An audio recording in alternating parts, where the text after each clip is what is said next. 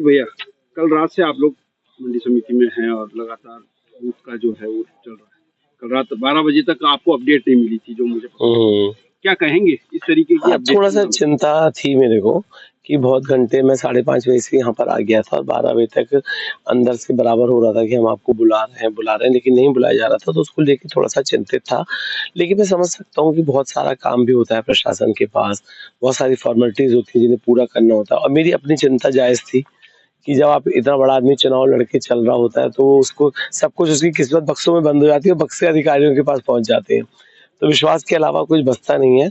और जैसे-जैसे कई जगह सुनने को भी मिलता है तो उसको लेके मन में भ्रम भी पैदा होते हैं।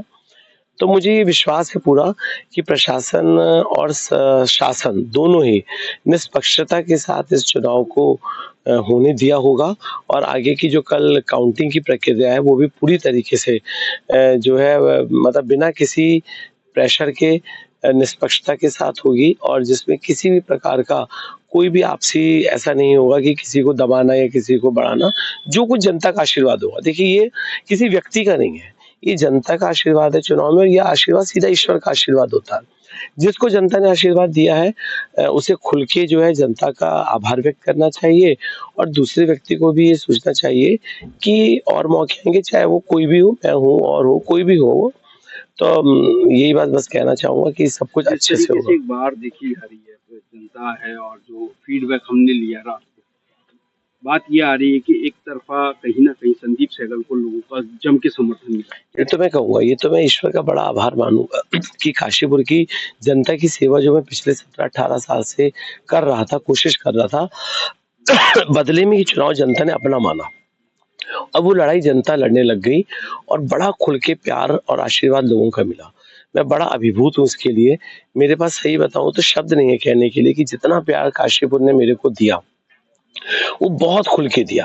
और जैसा मैंने कहा था कि ये महायज्ञ चल रहा है, इस महायज्ञ में अपना वोट के रूप में अपना आहुति प्रदान करें, तो मुझे लगता है कल लोगों ने दिल खोल के इस महायज्ञ में अपनी आहुति दी है और निश्चित रूप से परिवर्तन की जो बयार, परिवर्तन की जो गंगा इस बार काशीपुर में बही है, उसमें मुझे तो लगता है कि 80% लोगों ने डुबकी लगाई है।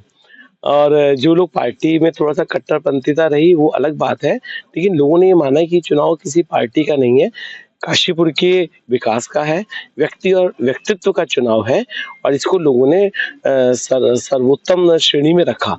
ये मेरे लिए बड़े खुशी की बात है कि मैं लोगों को अपना मैसेज दे पाया और लोगों ने उस मैसेज को एक्सेप्ट किया और हमने काशीपुर को, नए काशीपुर को बनाने का जो संकल्प लिया है उसमें काशीपुर और मैं संयुक्त रूप से उसको आगे बढ़ाएंगे, ये मेरे को पूरा विश्वास है। सर विजन क्या लेके चल रहे हैं आप? सबसे पहले देखिए, काशीपुर में जो स्थिति रही पिछले 20 सालों में, सत्ताधारी पार्टी होने के बावजूद भी काशीपुर कहीं ना कहीं अपने आप को असहाय महसूस करता रहा और कहीं ना कहीं विकास से पिछड़ा रहा। उसके मुख्य कारण जो रहा वो हमारे सम्मानित नेताओं की इच्छा शक्ति का कम होना। इच्छा शक्ति, मैं नहीं ये कहता कि उनके पास साधन नहीं थे, साधन सब थे उनके पास। जब सरकार चल रही होती है तो सारे साधन होते हैं, लेकिन इच्छा शक्ति नहीं थी। और जब इंसान के अंदर इच्छा शक्ति होती है तो फिर उसे सरकार की आवश्यकता नहीं पड़ती। काशीपुर की जनता ने जो मेरे से वादा किया कि भैया आप सब चलिए, हम सब मिलके इस काशीपुर को एक नया काशीपुर बनाते हैं। जब पूरी काशीपुर मेरे संग चल रहा होगा तो फिर सब कुछ बहुत अच्छा होगा और सरकार भी ये चाहेगी कि काशीपुर अच्छा हो। सर जिस तरीके से आपकी विकास परक सोच जनता के बीच में गई है, अभी हाल ही में हमारा कोई साथी है वो ई रिक्शे से आया है, उस ई रिक्शे वाले को जब उन्होंने कहा कि हम मंडी समिति तक जा रहे हैं, उन्होंने हमसे किराया नहीं लिया, मतलब उस साथी से किराया नहीं लिया।